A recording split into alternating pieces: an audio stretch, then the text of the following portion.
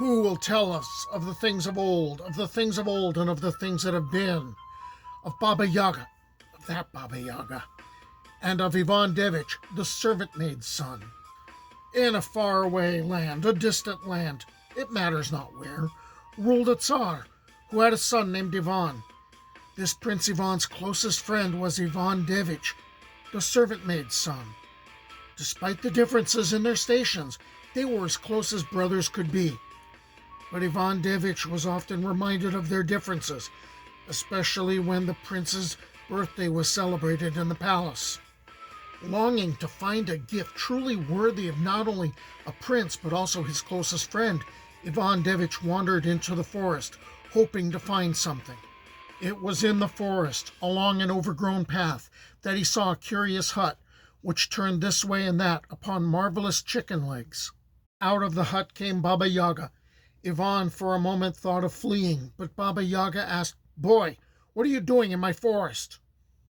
She seemed less frightening, and Ivan Dévich plucked up his courage. "Oh, grandmother, I am but the son of a servant maid, and my friend is the prince. I am ashamed that I cannot buy him a birthday present worthy of his station." Baba Yaga seemed to ponder the problem, then showed her iron teeth in what was supposed to be a smile. She plucked one of her gray hairs and handed it to Ivan Dévich. "I will grant you this wish. Tie 3 knots in my hair and then blow on the hair." Ivan did as she asked, and as he did so, Baba Yaga changed from a seemingly kindly grandmother into something far more frightening. Ivan turned to flee, but found himself turned to stone. Baba Yaga then placed him in her mortar, pounded him to bits, and buried his remains under a stone. When Ivan Dévich failed to return, his frightened mother told Prince Ivan about how he had gone into the forest earlier that day. Resolved to find his friend, Prince Ivan traveled into the forest. In time, he came to the marvelous hut which stood on chicken legs. When Baba Yaga heard the prince, she came outside and asked, like a kindly grandmother, "My little princeling, what brings you from the palace into my forest and at this hour?" "I've come looking for my friend, Ivan Dévich.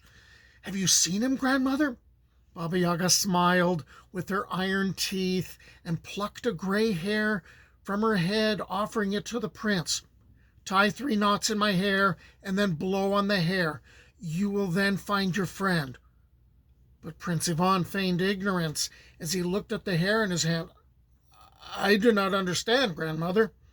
Several times Baba Yaga explained to the prince that he had to tie 3 knots in that single gray hair and to blow upon it. Finally, in frustration, Baba Yaga tied the knots herself and sighed in vexation. But that breath was enough to complete the enchantment. Baba Yaga turned to stone. Prince Ivan began to break the petrified witch apart as she cried out in agony. He then placed her in her own mortar and continued to grind away on the pieces until she told him where the fragments of Ivan Dévich were and restored him once again to life. As to Baba Yaga, when she was restored, she vanished from that forest, never to trouble anyone in the land again. It was at the feast I heard this tale, there it was I drank mead ale. Though it flowed down my beard, my mouth stayed dry, for never a drop passed my lips, swear I.